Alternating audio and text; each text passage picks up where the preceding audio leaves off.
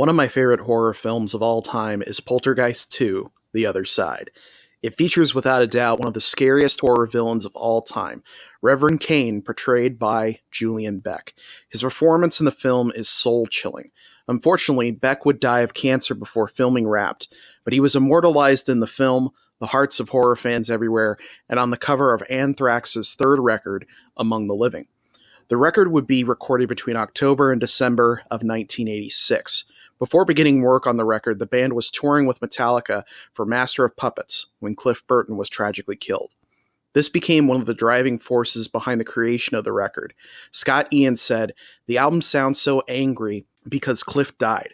We'd lost our friend, and it was so wrong and unfair." Cliff would have the album dedicated to him, and in the song Horror of It All. The songs came from a multitude of inspirations, including with I Am the Law, the Judge Dredd comics, Stephen King's The Stand, and apt pupil for Among the Living and Skeleton in the Closet, Native American issues with Indians, nuclear war with One World, and John Belushi's death with NFL.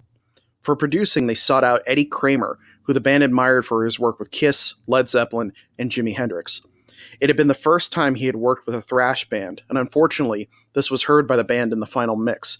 He stated, "The guys had a totally different attitude, a totally different way of thinking, and I remember it being contentious during the mixing. Eventually, a compromise was reached, and the band was satisfied with the results.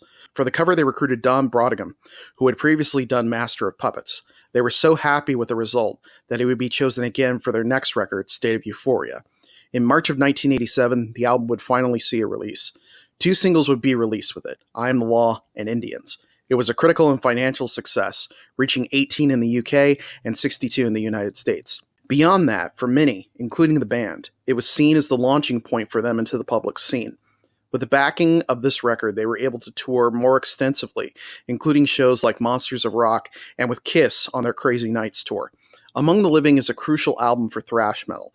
It's what cements Anthrax as one of the big four, and even among non-metal fans, serves as an example of what would come to define music in the late 80s and early 90s. Thank you so much for watching. If you want to help support this channel, like, share, comment, subscribe, check out my old videos, and I will see you guys next time.